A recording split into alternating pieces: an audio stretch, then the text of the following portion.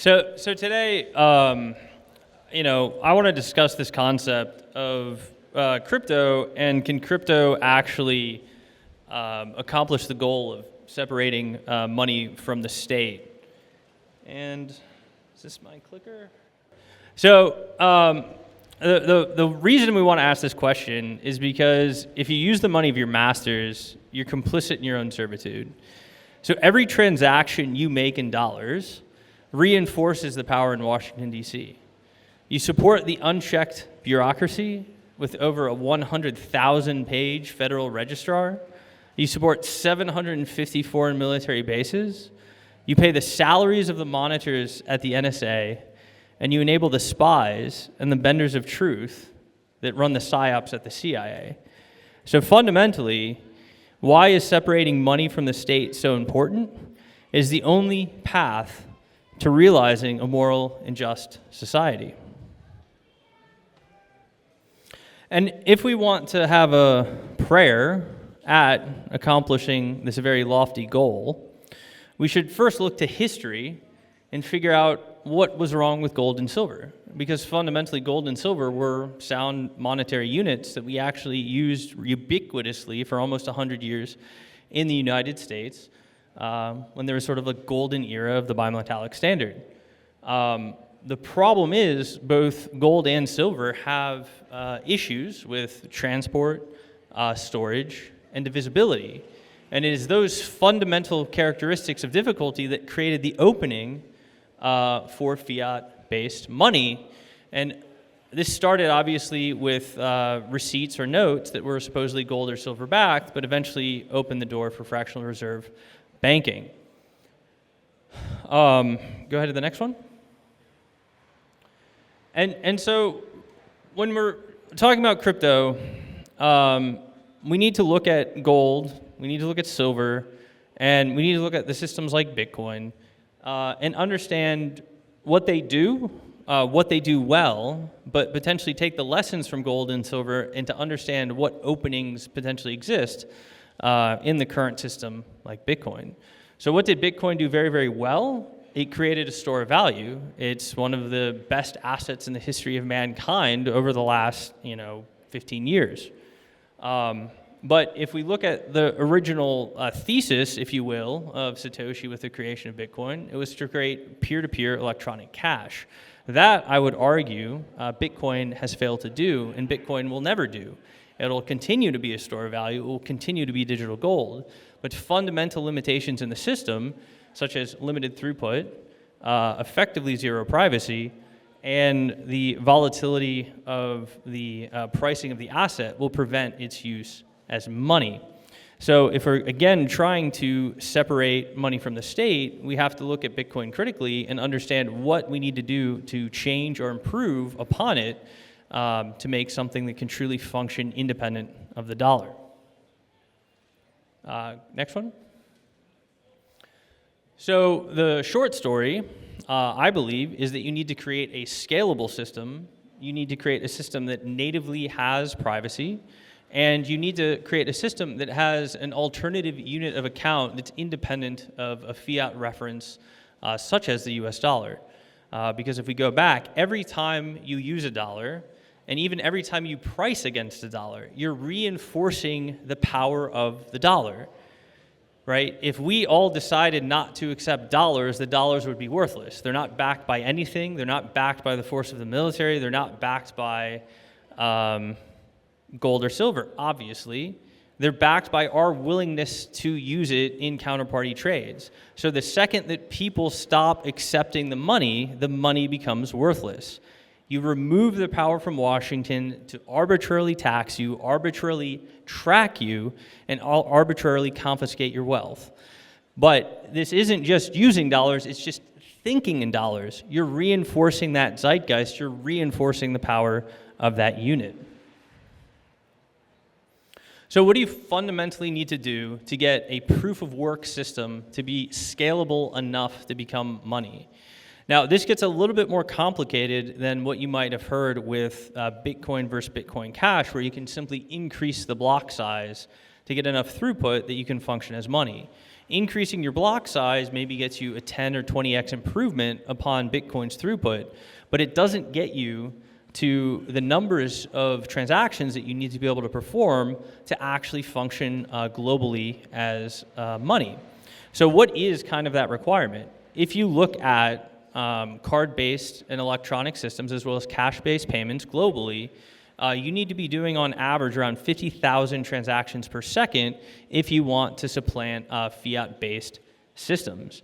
You also need to have a system that is having fees that are consistent and low over time, ideally sub-cent. And I would also say that you need a system that has a degree of programmability.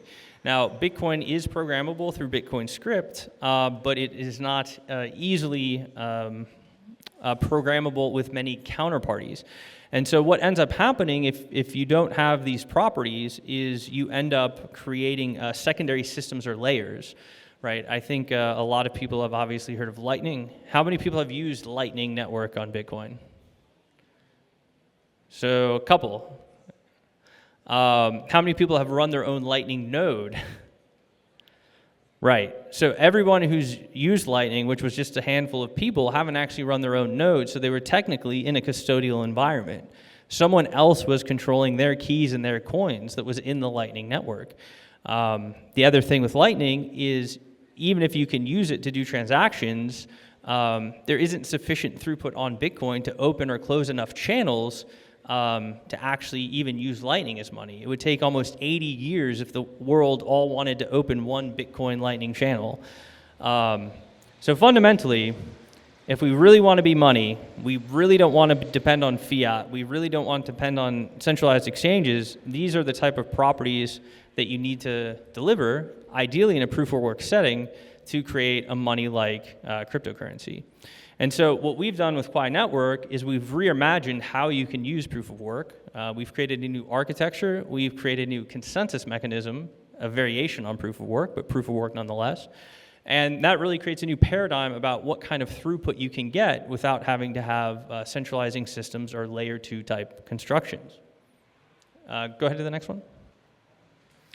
So this is actually a diagram of what Quai Network looks like. So it's a hierarchy of merge mine blockchains. So it's mined just like Bitcoin. But when you're actually a miner now, you're getting to pick kind of what shard or subnet you want to mine in. And this allows us to dynamically increase the throughput of the system with demand. And as the number of shards increases, you actually increase the performance of each shard because they self-organize into topologically optimal subnets. So this is a lot of fancy jargon from computer science and databases, but the net out is that you end up with 50,000 transactions per second. You end up with low consistent fees because your throughput of your chain can increase dynamically with demand. And this system runs with 5-second block time. So when you do a transaction, you'll get a confirmation in 6 to 8 seconds, which is the same type of confirmation times that you get with Visa or MasterCard. And to pull this off, I mentioned we also have a new consensus mechanism. It's a variation on proof of work. It's called proof of entropy minima. But basically what it does is it creates a variation on work, so you never have the issue of uncertainty of what consensus is at the tip of the chain when you have an orphan. In Bitcoin, if you mine a block, as that block is propagating, someone else could also mine a block. That creates 2 competing blocks, say block A and B, and the network doesn't have a way to know which one they should mine on until the next block after that is found. So this actually creates uncertainty in the sort of canonical tip of Bitcoin, but that uncertainty takes time to resolve. And when that takes time to resolve, it makes it very difficult to be able to reference the data on Bitcoin to another chain. So if you're creating a hierarchy of chains, you sort of have to eliminate this uncertainty. So with Poem, we create a deterministic rule that everybody can measure, everybody can ascertain on their own without having to sort of have a conversation in the network or mine multiple rounds of blocks to figure out, which is the mechanism by which you can have this hierarchy of merge mine chains. Effectively, every one of those chains is a leader leader in the system, but because you have a guarantee that none of them could be a tying leader, it works. Now, this can get a little bit tricky, but I will just do a slight aside. Does anybody know who Stephen Wolfram is? Stephen Wolfram, physicist, CEO of Wolfram Alpha, a couple people. Yeah. So he has a grand unified theory of physics. And his grand unified theory of physics that he announced in 2020 is called the Stephen Wolfram Physics Project. And he basically thinks that you can describe all physical properties by modeling the world as a causally invariant multi-way graph that's bounded by a computationally irreducible process. What I'm describing to you with POEM is something that is causally invariant. The network is a multi-way graph, and mining is a computationally irreducible process. So why is Stephen Wolfram an advisor to Quai? Is because fundamentally the concept of how you scale a proof of work blockchain, how you scale consensus, is that you have to create a facsimile of base physical reality in a software system. This is the most analogous thing that I've ever seen in my entire life. And we've actually done like 10 hours of podcasts together discussing this, discussing physics, discussing these properties. But this is the type of problem that you truly have to solve if you want a scalable system. So you guys can check that out on Quai Network if you're interested, if you're that kind of person. But go ahead to the next slide. So the other issue that we kind of have to solve with Quai Network is if you want to have a monetary system, you want to have a money system, you can't just have a store of value. So even if Bitcoin could scale to 50,000 TPS, with dollars in the world, people are still going to hold their Bitcoin and they're not going to spend, or they're going to hoard their Bitcoin and spend dollars in lieu of spending their Bitcoin, right? Like, how many people have always preferenced spending your dollars over spending your Bitcoin?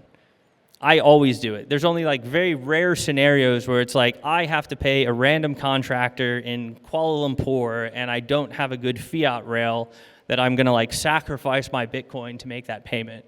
In any other case, I'm going to make sure that I spend my dollars before I spend my Bitcoin. Now, the problem for Bitcoin in that scenario though, and we're kind of seeing it, is transaction throughput goes down because everybody's hoarding the Bitcoin, they're not spending it. And so to have a sustainable proof of work system, you really need to be generating fee revenue to pay the miners because the inflation subsidy has to go away over time if you want a fixed or deflationary supply. So Bitcoin has this deflationary supply, but it's in this conundrum that over time, as that subsidy goes down, it's not going to be able to provide sufficient security strictly based off the transaction fees generated to pay the miners enough to have good finality of large value transactions. So Bitcoin needs to figure out how to get more fee revenue. So it has the one technical problem of how do you scale, but it also has the psychological problem of everyone's going to spend their dollars and not their Bitcoin, so how do you solve that? So what we've done is we've actually introduced two tokens into the system. One is deflationary. We call it Quai. It's programmable. It's EVM compatible. It's that store of value, if you will. The other token that we've introduced is called Chi. Chi is what we call an energy dollar, and we'll get into that a little bit more, but it's meant to have constant purchasing power over time. So with Chi, which has cash-like privacy properties, you're willing to spend it because you don't think it's going to double in value in a week, whereas with Quai, you do think it's going to go up in value, so maybe you want to hoard that asset. Go ahead. And why is the stablecoin discussion so important? What percentage of crypto transactions do people think happen in stablecoins versus base assets like Bitcoin or something else? Any ideas? 30% stables. Anyone else?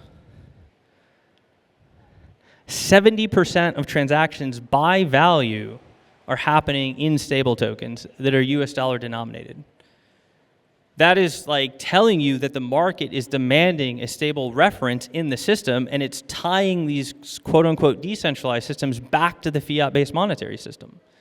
And if we leave that as the status quo, we're never going to be independent of them. Bitcoin, luckily, doesn't really have stablecoins that circulate on it, but say Ethereum does. And let's just say Ethereum is a perfectly decentralized system. If there's $200 billion of stable assets on a $300 billion market cap network, who controls that network? Is it the consensus mechanism endogenous to the protocol? Or is it the people that control the deposits in the banks and the people that regulate those banks? Right? If Ethereum forked, the canonical fork of Ethereum is going to end up being the one that has USDC and USDT on it. And that decision is going to be determined by the companies that issue USDT and USDC. And that's going to be determined by what the regulators want to see. So I don't remember who the current Treasury Secretary is, but I used to say that Janet Yellen already controls the Ethereum network. She just hasn't played her trump card yet. So like that is why we should have this discussion of stable tokens and trying to create endogenous stables in these systems, because without changing the unit of account, becoming independent of not just the reference to the dollar, but obviously the dependency of custodians on dollars, we can't become independent of dollars. Next slide. So this is kind of just showing an evolution of stablecoins. There's been many attempts at this, the oldest being USDT, and it actually is the largest still in the system. There also have been algorithmic stablecoins, and then there's been flat coins. So the difference here with algorithmic ones is you don't necessarily have to have custodian assets, but you're using some type of oracle to still reference the dollar as a pricing point. So when you're doing that, you're still dependent on the fluctuations in the dollar's value. You're dependent upon an oracle. You're still subject to inflation in this unit of account that people are saying they still need to use to be able to operate in an economy. So what people have done is they've tried to introduce flat coins with some sort of CPI index or like sort of an anti-volatility index. But what we have come up with is this concept of chi, which we call an energy dollar. Can you go to the next slide? And what chi does is it basically creates a token that is related to the cost of producing a hash, which is energy. So we don't peg it to anything, we don't back it to anything, we just relate it to the cost of the production of a hash. There's a second market mechanism in there that makes sure that in equilibrium, the value of a chi is always converging to the sort of the cost of production. I won't go into that here, but if people want to know at the end, they can find me on the side. But basically what that means is that you can use proof of work mining as the oracle in the system, which is also the consensus mechanism, to create that endogenous unit of account that's completely independent of the US dollar, that has consistent purchasing power over time, and with Chi, it has cash-like privacy properties. So what we've done is, in Chi, it's a UTXO-based system. It has fixed denominations. We enforce address hygiene in the chain, and we do about 3 other tricks, but when you add all of those together, you end up with cache-like privacy properties. So it's still scalable, unlike something like Monero with ring signatures or membership proofs or ZK snarks, which are too computationally expensive to actually use at transactional scale. But those tricks are computationally inexpensive, and net out, they get you the same sort of benefit. So the next question you might ask, though, is why is it a good idea to use energy as a unit of account? This graph right here is actually a graph of the US dollar versus the Canadian dollar. And it is comparing the volatility of the US dollar and the Canadian dollar to energy prices. And net out, energy prices are 4 times less volatile than the US dollar Canadian dollar pair. So is energy a good reference in terms of volatility to price goods and services? Absolutely. Fundamentally, is it a good idea to construct energy as the basis of economies? Absolutely. Everything that you buy, everything, if it's truly priced in the economy, is a reflection of the energy that went into producing it. If you buy a competitive commodity good, its price is the energy, right? If it's not a competitive commodity good, there's subjective preferencing that goes into it, but with competitive commodity goods, that is the reflection. The fundamental characteristic of well-being and prosperity of economies, total GDP, is how much energy does that economy consume. Energy is the forcing function of human well-being. So if we have a money system which is political, And that is the reward function of society. You're going to get politically maladaptive outcomes. If you make the forcing function of society tied back to energy, tied back to physics, tied back to the thing that dictates our well-being, you're going to get better outcomes in society because your forcing function, your reward function, is human well-being. Something to think about. So we fundamentally think that you can redefine economics by redenominating the entire economy in an energy-based currency. This fundamentally, in some ways, is what precious metals are. If you think about gold, what gives 1 ounce of gold its value? Any ideas? Throw it out there. Scarcity. What else? Difficulty to extract. So we're getting closer. What's that? Energy that goes into extracting it, right? 97% of gold is used monetarily. It's not industrial, it's not jewelry. The reason that gold is interesting is because supernovas evenly distributed through the Earth's crust, so it's relatively equivalently hard to find over time, space, and history, so that I know that if you show me 1 ounce of gold, there's a certain amount of effort and energy that went into mining, finding, mining, and refining that ounce of gold. So I am seeing proof of your work, and that's why I'm willing to accept it as a monetary unit. And the value of gold is always converging back to its production cost. So interesting little aside, right? When we talk about Bitcoin and we call it digital gold, it's not actually digital gold. It was designed differently. If Bitcoin was digital gold, its market cap would reflect the total amount of energy that went into producing it. It was actually designed as digital gold plus a network effect, which is the decaying emissions curve, the deflationary emissions curve. So what that is doing is it's basically saying the value of a network grows with the number of participants. And that deflationary curve is rewarding the participants who are early based off the increase of the value of the network. So it's not digital gold because it's not reflecting the energy going into it. It's reflecting the energy plus paying a dividend for the early adopters based off the total network value. Digital gold would actually look a lot more like chi, where the issuance is always related to your cost of producing. Because if we look at gold, when I hold gold, we call it similarly a store of value, but do I expect my purchasing power to go up over time? No. I expect to maintain my purchasing power over time. Right? I take 1 ounce of gold in the 1800s or 1 ounce of gold today, I can still buy the fine wool custom tailored suit with 1 ounce of gold. So within a factor of 2 over centuries, it's the same purchasing power.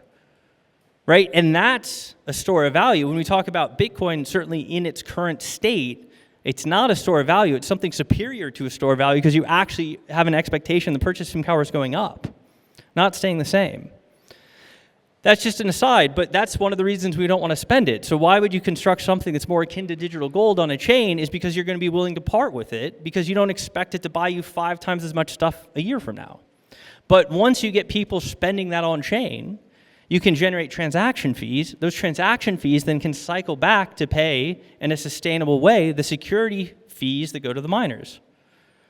So why do you have 2 tokens in the system? You need one that's hoarded, one that's a unit of account that's independent of the dollar and acts as a medium of exchange with privacy so that people will transact in it to generate fees to make a sustainable, economically mined system. Go next slide. And why is this interesting? I mean, obviously, when we talk about USDT and USDC in stablecoins, a lot of stablecoins are used in emerging markets.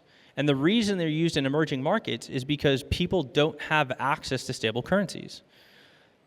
So there's 23 countries that have over a 20% inflation rate, and there's 5 countries that have over 100% inflation rate.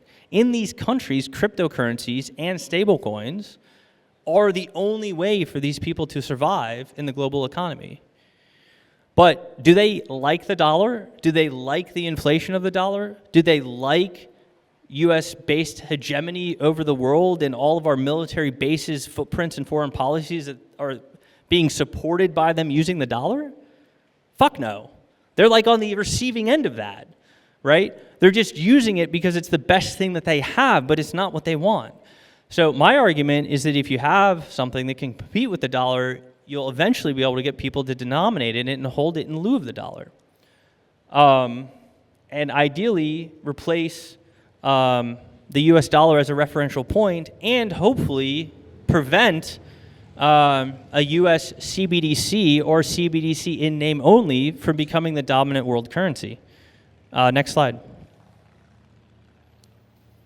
So just to kind of a summary of what we've tried to build with Quai Network is fundamentally, we have tried to build a global monetary system that's decentralized on a proof of work chain.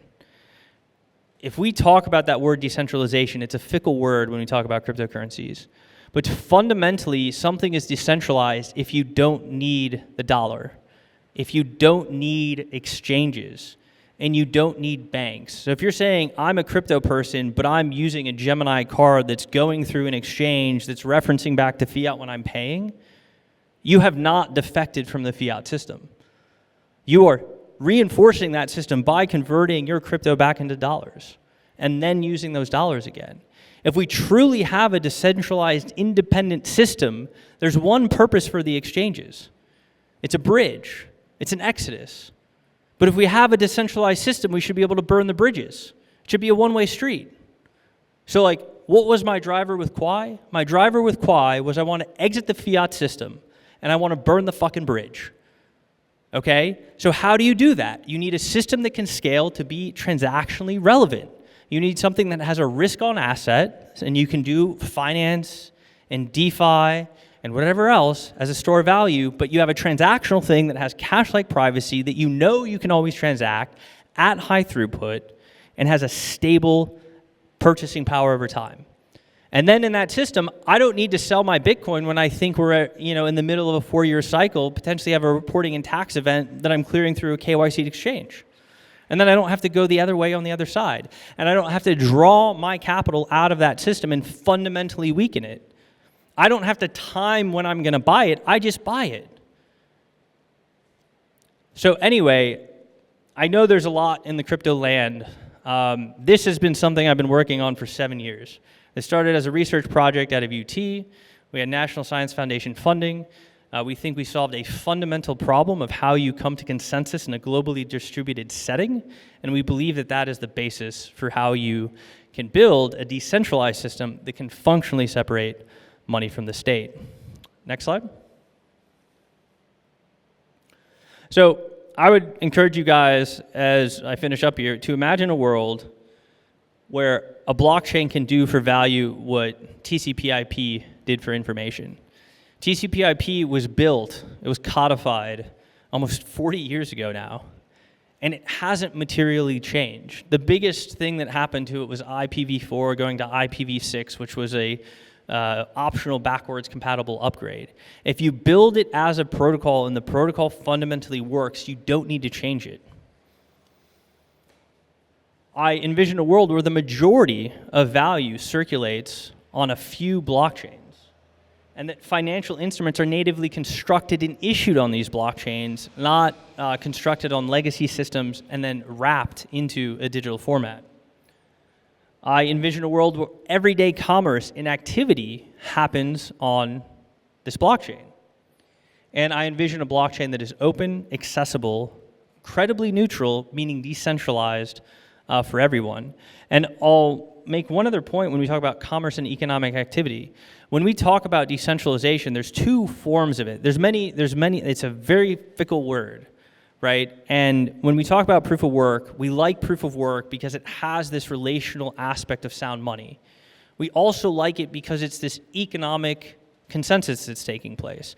I have to commit to a block, I have to commit to a transaction, it's expensive to do, and I can't reverse the state of the system. But what people don't talk about in legitimate ways are what are the other centralizing or decentralizing factors of the systems. We get caught up in these like very immature circular arguments about should you be able to run a node on a Raspberry Pi. But like those are not the mechanisms that truly create an informed argument about what creates a decentralized system that can stand up to a nation state actor and fundamentally displace it from being the money issuer. The thing that I see as the most resilient form of consensus ultimately is actually social. So in the short term, when you're on chain, it's economic, and proof of work is the only way to do that.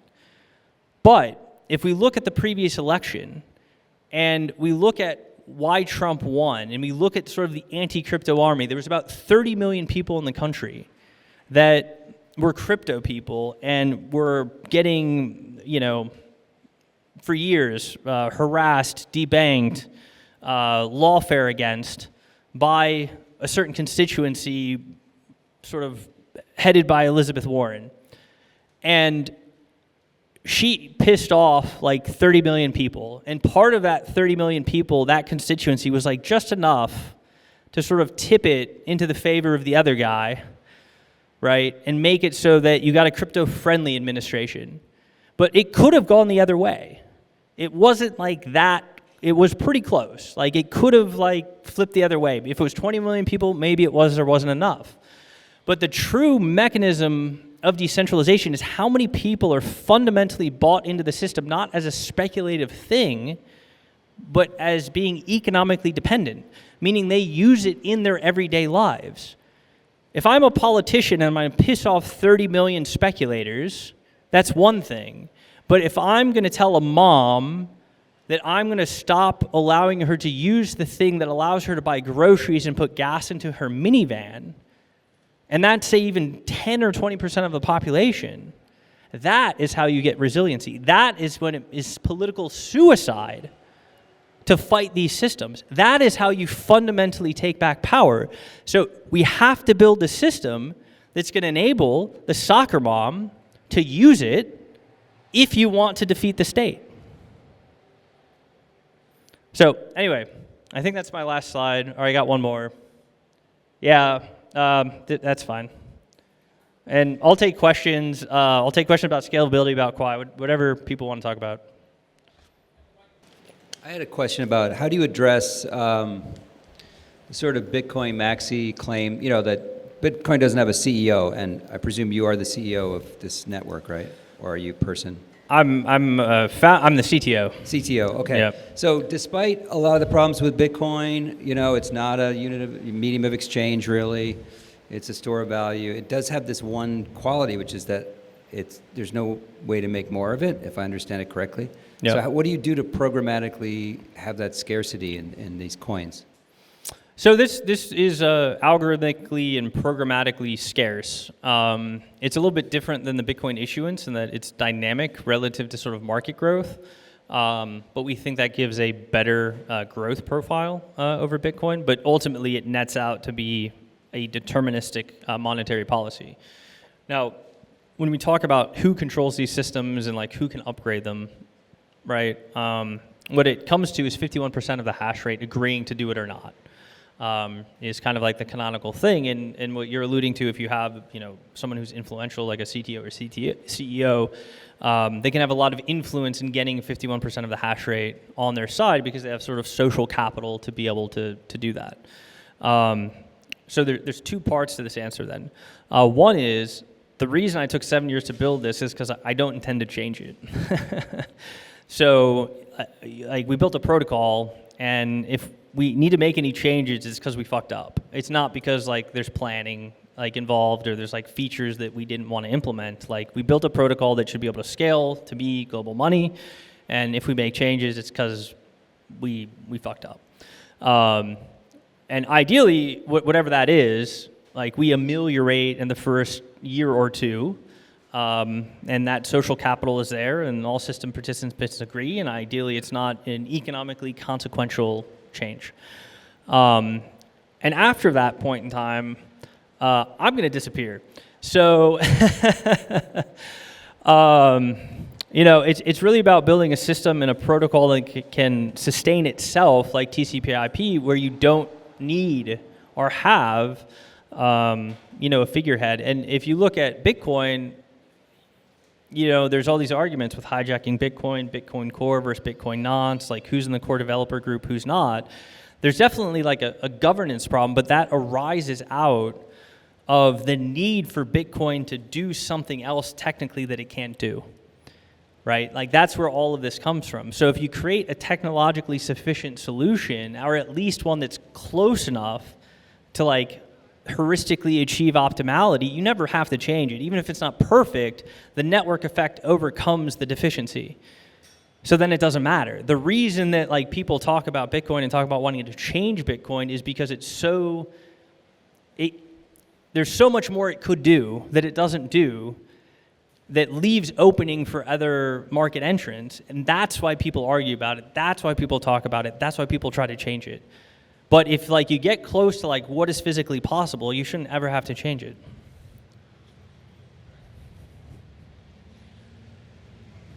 Mike?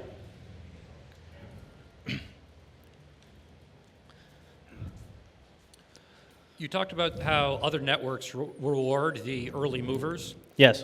Could you speak to what advantage being an early adopter of this technology would be? In other words, when I tell my friends, are they going to get rich? So in the system, there's 2 tokens. So an early adopter of Qi is not advantaged. Anytime you buy Qi, you're buying ideally stable purchasing power into the future. When you buy Quai, there is a reward function that is similar to Bitcoin, where there's an expectation that Quai would potentially go up in price because the deflation in the emissions policy. So that does also exist. It would be the short answer. So with Qi, there's no reason to hoard or speculate on it. You should just use it as cash. But with Quai, it has a similar speculative characteristic as Bitcoin. So what would you do about the possibility of people finding more efficient ways to mine Quai?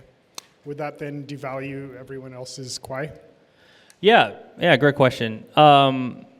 So this, if we like go back in history, one of the first sort of things that happened, if people were around early on, is what I call the hash wars. So originally Bitcoin was CPU mined, and then it was GPU mined, and then they eventually developed ASICs. And why this was going on circa 2012, 13-ish, other coins started creating entrants like Litecoin.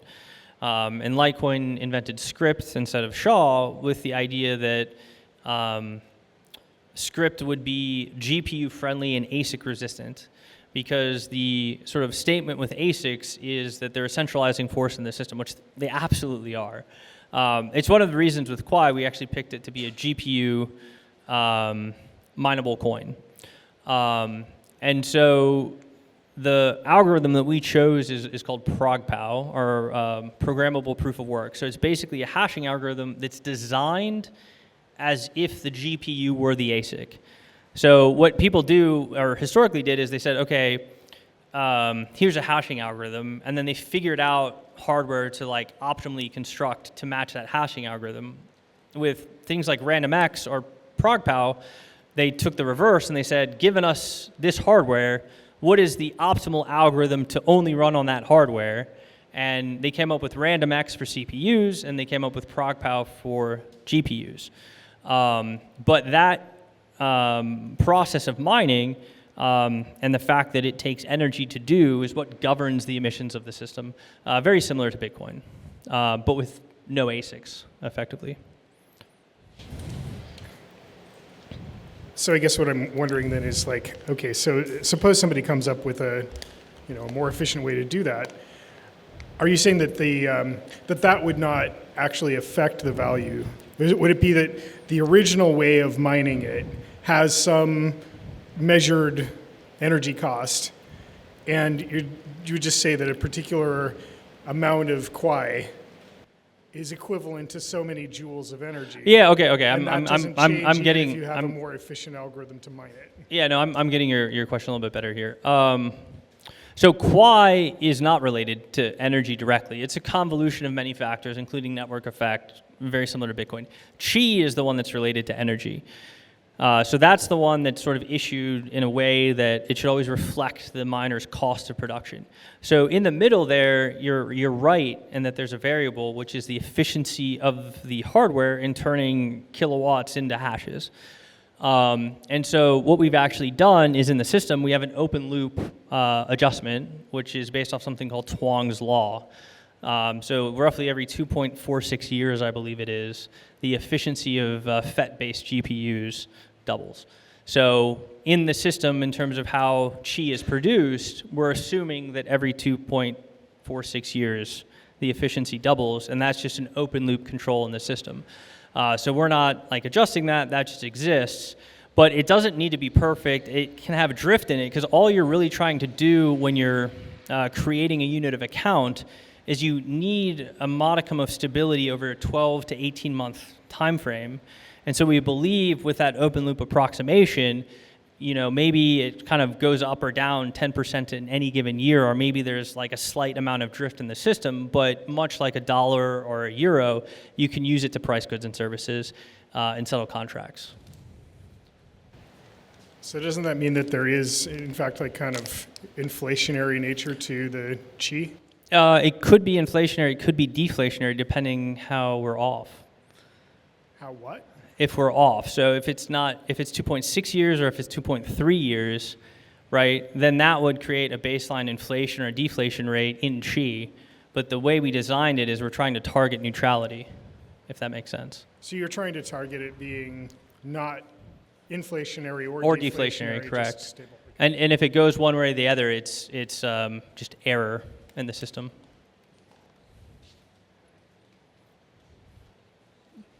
Great question, by the way. Sorry if you already said this and I missed it, but how is the chi minted?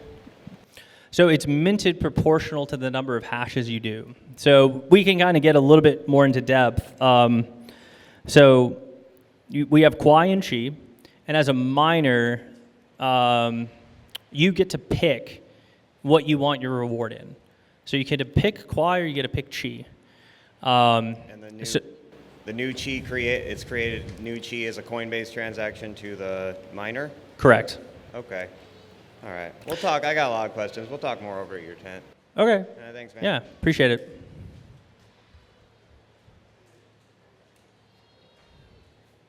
Any other questions? Cool, guys. I appreciate you coming. I appreciate you listening. Let's figure out how to cut the legs from our minders and take back the money. Thanks, guys.